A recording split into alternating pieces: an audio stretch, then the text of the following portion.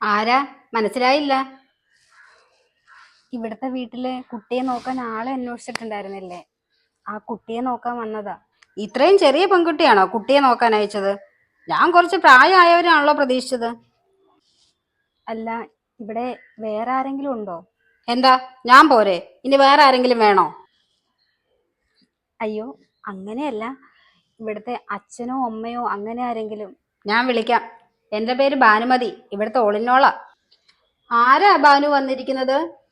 നമ്മുടെ കല്ലുമോളെ നോക്കാൻ വന്നതാ. അകത്തേക്ക് കയറി വരൂ. എന്റെ പേര് സരസ്വതി. കുട്ടിയുടെ പേരെന്താ? എവിടെയാ വീട്? എന്റെ പേര് നിത്യ. വീട് തൃശ്ശൂരാണ്. ഞാൻ കുറച്ചുകൂടി പ്രായമായവരെ പ്രതീക്ഷിച്ചത്. അത് മാത്രല്ല, ഹോം നേഴ്സ് ആയിരുന്നെങ്കിൽ ഒന്നുകൂടി നന്നായേനെ. പിന്നെ കുട്ടം പറഞ്ഞുകൊണ്ട് മാത്ര ഒന്നും നോക്കിയില്ല. എനിക്ക് പറ്റിയില്ലെങ്കിൽ ഞാൻ തിരിച്ചു പറഞ്ഞയക്കും. അല്ല, ഏതുവരെ പഠിച്ചു?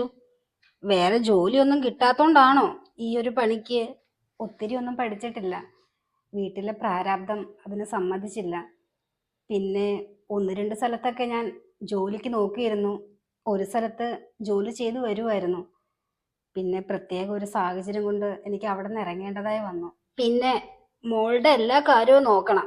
അവളൊരു കുസൃതി കുടുക്കയാ.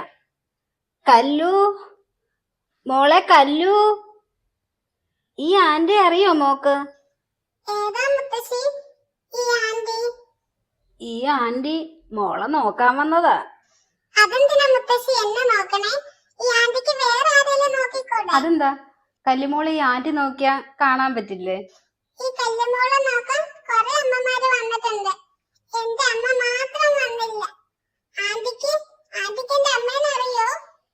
പിന്നല്ലാതെ, കല്ലുമോളുടെ അമ്മയെ ആന്റിക്ക് അറിയാലോ.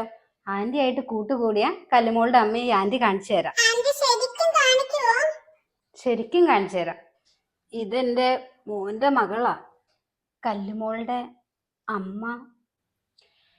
എന്റെ കല്ലുമോളുടെ അമ്മ പ്രസവത്തോടെ മരിച്ചുപോയി. എന്റെ മോന് അവളെന്ന് വെച്ച ജീവനായിരുന്നു. ആളുടെ മരണത്തോടു കൂടി മോൻ ആകെ മാറിപ്പോയി. എല്ലാവരോടും ഭയങ്കര ദേഷ്യം. എപ്പോഴും ആകെ സ്നേഹത്തോടെ പെരുമാറുന്നത് കല്ലുമോളോട് മാത്ര. ഇവിടെ ജോലിക്ക് ഒന്ന് രണ്ട് പേര് വന്നിരുന്നു. പക്ഷെ കല്ലുമോളുടെ അടുത്ത് അത്ര കൂട്ടാകാൻ അവർക്ക് സാധിച്ചില്ല. എനിക്കാണെങ്കിൽ കുറച്ച് അസുഖങ്ങളൊക്കെ ഉണ്ടേ. ഈ കാണുന്ന തടി മാത്രമേ ഉള്ളൂ, ആരോഗ്യമില്ല.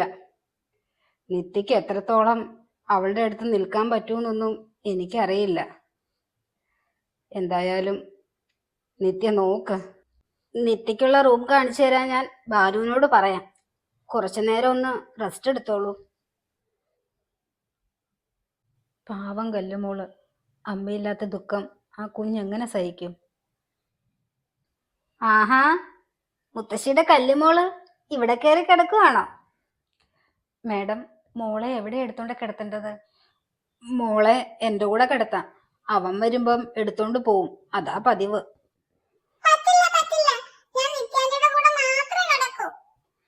അത് വേണ്ട മോളെ, മോൾ ഇങ്ങോട്ടേക്ക് വാ. സാരില്ല മേഡം, മോളിവിടെ കിടന്നോട്ടെ. സാറ് വരുമ്പം എന്നെ ഒന്ന് വിളിച്ചിരുന്നാ മതി. ഞാൻ മോളെ എടുത്തോണ്ട് അകത്തുകൊണ്ടേ കിടത്തിക്കോളാം. എങ്കിൽ ശരി. അവൻ എപ്പോഴാ വരുന്നേന്ന് പറയാൻ പറ്റില്ല. ചേച്ചി, ഞാനിവിടെ എത്തിട്ടോ. ഒന്ന് സെറ്റാവാൻ കുറച്ച് സമയമെടുത്തു, അതാട്ടോ ഞാൻ വിളിക്കാത്തെ. അതെനിക്കറിയാലോ മോളെ, അതുകൊണ്ട് തന്നെ ഞാൻ അങ്ങോട്ടേക്കും വിളിക്കാത്തത്. പിന്നെ എങ്ങനുണ്ട് അവിടെ? ഇവിടെ കുഴപ്പമൊന്നുമില്ല ചേച്ചി. ഇവിടെ ഒരു അമ്മയും മോനും ഉള്ളത്. പിന്നെ കല്ലു എന്ന് പറഞ്ഞാൽ ഞാൻ നോക്കാൻ വന്ന കുട്ടി. പിന്നെ ഭാനുമതി എന്ന് പറഞ്ഞ ഒരാളുണ്ട്, ഇവിടത്തെ കുക്കാന്ന് തോന്നണു ആള്. പിന്നെ ഇവിടുത്തെ സാറിനെ ഞാൻ ഇതുവരെ കണ്ടിട്ടില്ല, ആളിതുവരെ വന്നിട്ടില്ല. പിന്നെ മോളെ, ഇന്ന് നിന്റെ ചെറിയമ്മേ ഓഫീസിൽ വന്നിട്ടുണ്ടായിരുന്നു. ചെറിയമ്മയോ? ചെറിയമ്മ എന്തിനാ ചേച്ചി ഓഫീസിൽ വന്നത്? മാധവ് സാർ അവരെ നല്ലത് പറഞ്ഞ് ഇറക്കി വിട്ടു. നീ സൂക്ഷിക്കണേ മോളെ, അധികം പുറത്തോട്ടൊന്നും ഇറങ്ങണ്ട. നീ എവിടാന്നറിഞ്ഞാ ആ സ്ത്രീ അവിടെയും വരും. ശരി ചേച്ചി. ചേച്ചി എന്തുണ്ടെങ്കിലും വിളിക്കണേ. ആ സ്ത്രീ എന്തിനുള്ള പുറപ്പാടാണോ എന്തോ, എന്നെ ഒരു സ്ഥലത്തും മനസമാധാനത്തോടെ ജീവിക്കാൻ സമ്മതിക്കില്ലെന്നാ തോന്നണത്. എന്തൊരു കഷ്ടമാണ് ദൈവമേ. ആഹാ, കല്ലുകുട്ടി ഇത്ര വേഗം എണീറ്റോ? പിന്നെ സുന്ദരിയാണോന്നോ? എന്റെ കല്ലുമോളെ പോലെ തന്നെ സുന്ദരിയല്ലേ? അതേ ഉണ്ട കണ്ണും നീളം മുടി വെളുത്ത നിറവും നല്ല ഉയരമൊക്കെ ഉള്ള സുന്ദരി. അമ്മയ്ക്ക് സാരിയാ കൂടുതൽ ഇഷ്ടം, എന്നാലും ചുരിദാർ ഇടും.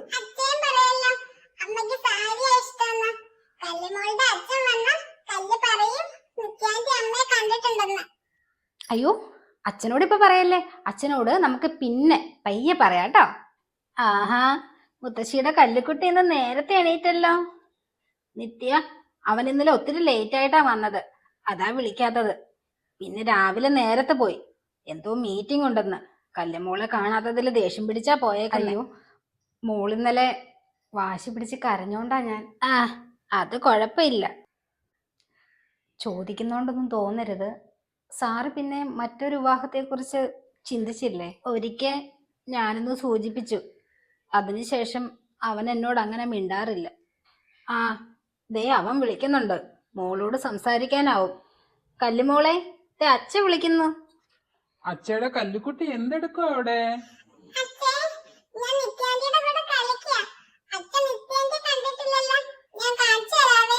വേണ്ട മോളെ, അച്ഛൻ വന്നിട്ട് കണ്ടോളാം. അയ്യോ വേണ്ട മോളെ, നിത്യാന്റി പിന്നെ അച്ഛൻ ഇവിടെ വരുമ്പോ കണ്ടോളാം. മോളെ, അച്ഛൻ ഫോൺ വയ്ക്കുവാണേ, പിന്നെ വിളിക്കാവേ. ഈ ശബ്ദം ഞാൻ മുൻപ് എവിടെ കേട്ട പോലെ ഉണ്ടല്ലോ. നല്ല പരിചിതമായ സൗണ്ട്. ആരായിരിക്കും? ചിലപ്പോ എന്റെ തോന്നലായിരിക്കോ ഇനി. എന്നാലും ഈ സൗണ്ട്. ചേച്ചിയാണല്ലോ വിളിക്കണത്. ഹലോ ചേച്ചി. മോളെ, എനിക്ക് നിന്നോടൊരു കാര്യം പറയാനുണ്ട്. എന്താ ചേച്ചി? നിന്റെ ചെറിയമ്മ ഇന്ന് ചെറിയമ്മയുടെ മകനെയും കൂട്ടി ഉച്ചയ്ക്ക് ഓഫീസിൽ വന്നിട്ടുണ്ടായിരുന്നു. നിന്നെ കാണാതെ പോകില്ലെന്നാ ശ്രീ പറഞ്ഞത്. അവസാനം മാധവ് സാറെ പോലീസിനെ വിളിക്കാൻ തുടങ്ങിയപ്പോഴാണ് അവർ സ്ഥലം വിട്ടത്.